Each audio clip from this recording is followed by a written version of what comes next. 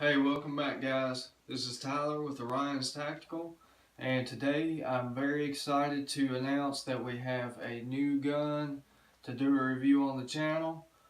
This is going to be the Smith & Wesson SW99.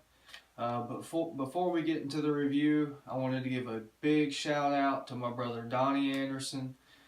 He loaned me this gun so I could bring this review to you guys, and thanks a lot for that, man. I know this gun's really sentimental to you, and I've took really good care of her for you. So just stick around, guys. We're going to hop right into this review. Alright guys, so here is the Smith & Wesson SW99. Really nice gun. It's got a lot of features to it. I'll give you a little bit of a closer look, and then we'll kind of go into details about it.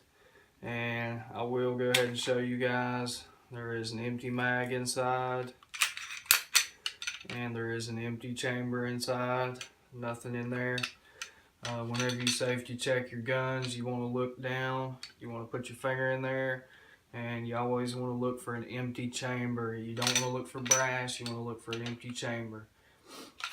But yeah, I'll give you a closer look here. Really nice little pistol, really light. It's got a good feel to it, really comfortable in the hand. It's got a 3-dot system as far as the sights. It's a 3-dot sight. They're not tritium, so they will not glow in the dark. But Smith & Wesson and Walther actually collaborated on this. So pretty much what happened is I think Walther actually designed it, and then Smith & Wesson manufactured it. And if you'll notice right here, there is a little badge that says Walther, and then of course you got the Smith & Wesson logo on the frame, and you also have Smith & Wesson on the slide. So I'm thinking Walther did the frame and probably shipped it to the United States, and then Smith & Wesson did the slide, the barrel, you know, all that stuff. So yeah, this gun, it has a single and a double action trigger. So I'll kind of demonstrate that to you right now the best I can. So right now it is not cocked. Well, let me explain this to you first. It's got a decocker right here on the top. So if you cock it back, you can see that little bit of red right there. That's on the back of your firing pin. So if you hit this button here right on the side, I'm going to push it down, and you can see that red goes away. So if you were to cock this, you would have a round in the chamber, but you could hit this decocker and you could carry it like that, but you would have a big, I think it's about an 11-pound trigger pull, and then it would break. Then of course your slide would move, then you'd have your reset, your next break, your reset, your next break, so on and so forth. And after that point, I'll go ahead and show you this. If you do rack the slide and don't hit the decocker, it's got what they call I think it's suspense mode or something like that. So you can pull this trigger and it'll stop halfway, and you can carry it just like that, and then you'd have your round in the chamber, of course.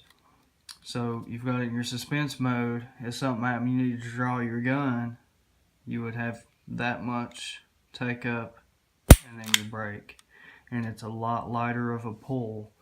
So if you cock it, put it in that suspense mode like I showed you there, then you've got your nice light pull. I'm not sure on the weight, but I'm guessing it's maybe somewhere around 3 or 4 pounds but it breaks all the way at the back, like really all the way at the back. Let me try and show you that. That's the suspense mode, and then watch where it breaks.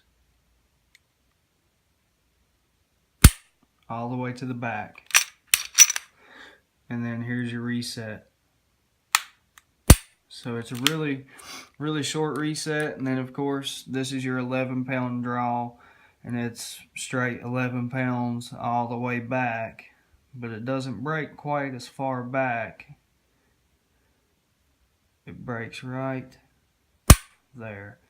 So it breaks right in this area.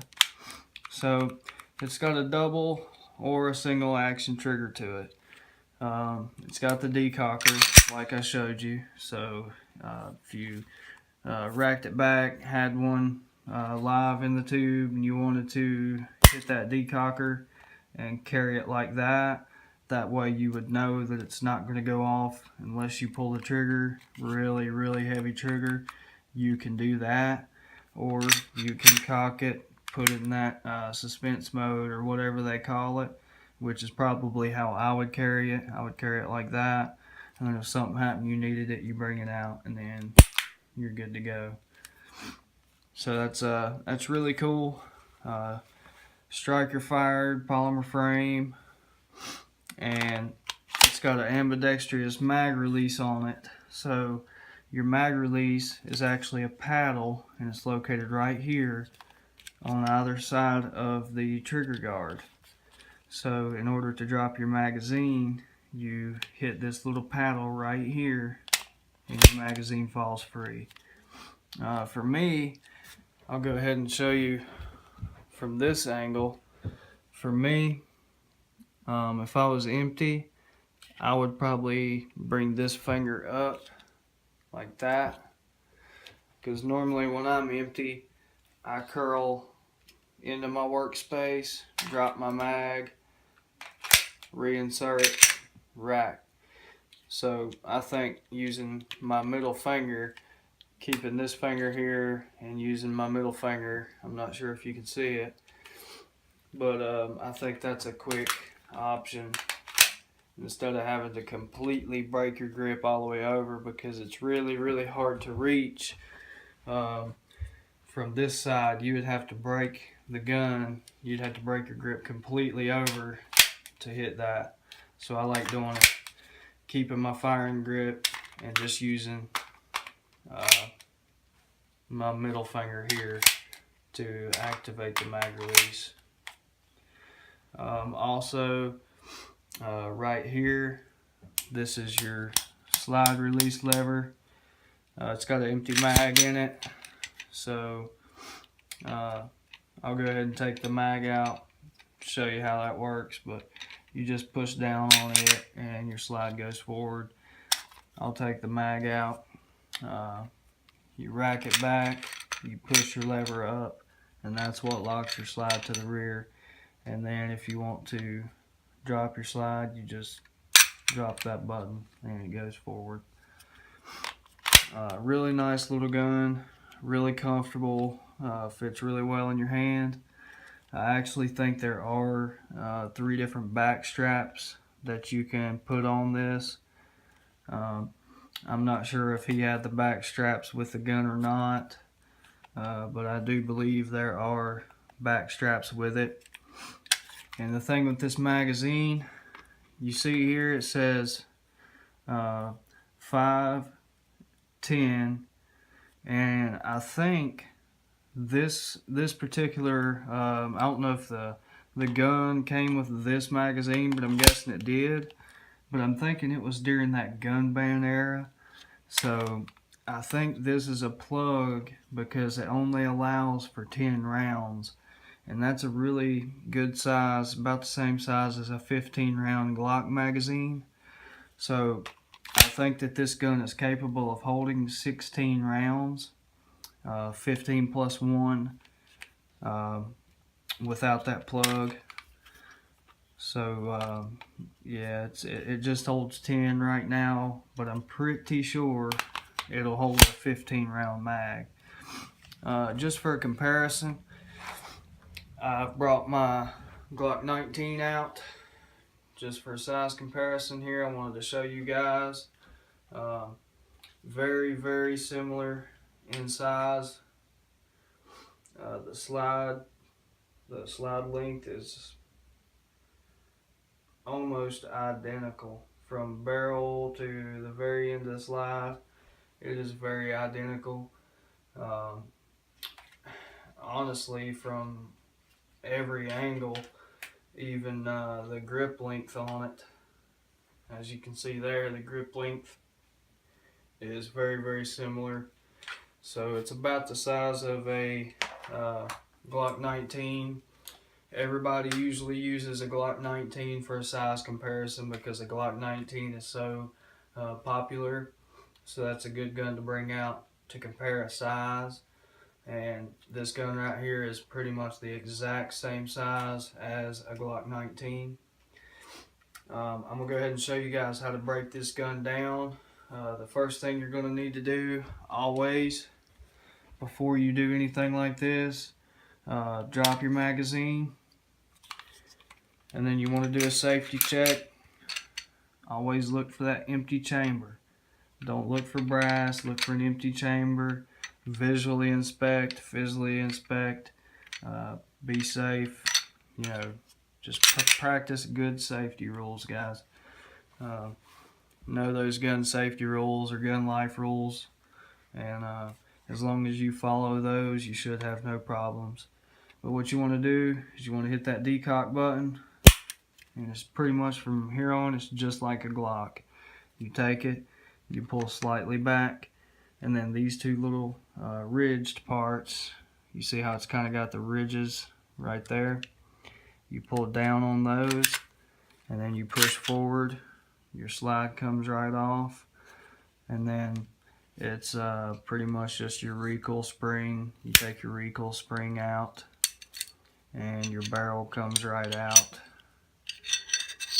and that's your basic field strip right there. The barrel, I believe, is 4 1/4 inch long. Good looking barrel. See if I can get some of the rifling down there.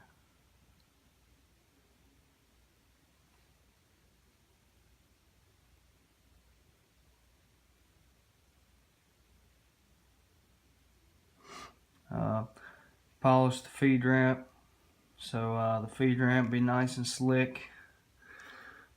Feed those rounds good. And as far as breaking down the frame, it's a little more difficult to break the frame down than it is on a Glock. In order to break the frame down, oh, and also putting this back together, it's just like a Glock as well. You just line your slide up to your rails on the frame. You line those up and you pull it back to there. And then what you need to do is you need to pull on those tabs again and pull it back the rest of the way. And then you're good to go.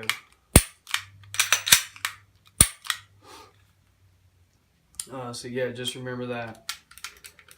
As far as breaking down the frame, I haven't been able to get that very far. I know to start, you have to take this, you have to take this off, then there's a pin in there you have to push out, then you have to pull the slide lock mechanism out, then you push this pin out, and then there's roll pins in here. So there's pins that have, they're hollow pins. It takes a certain punch to get them out. Like you can see one really good right there. So it's a little more difficult to disassemble as far as the frame. With the slide, you can get it apart really well. But yeah, guys, I was excited to bring you guys a new gun review. I want to show you one more thing before I forget here.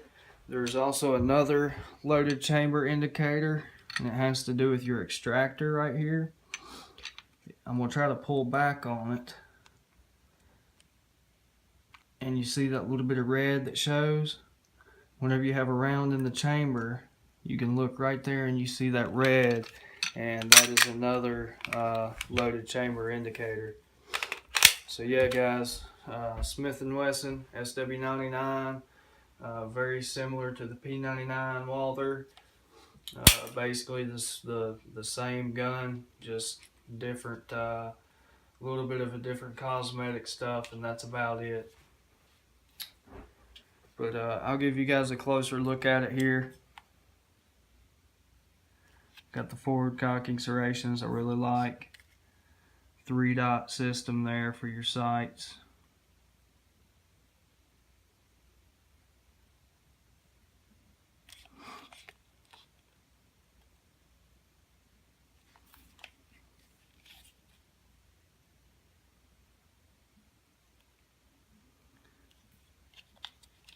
Really nice gun, and yeah, I would highly recommend this to anyone.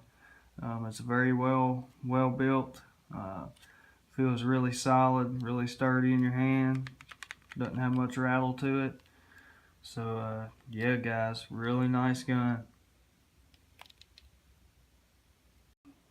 Also guys, I just wanted to note, I did find a 16 round magazine for this Smith & Wesson SW99. This is the one that has the plug in it. It only accepts 10 rounds. I'm guessing it was from that gun ban era. But I'm going to post a picture up of the 16 round magazine and show you guys that those are available. So I'll post that picture up right here.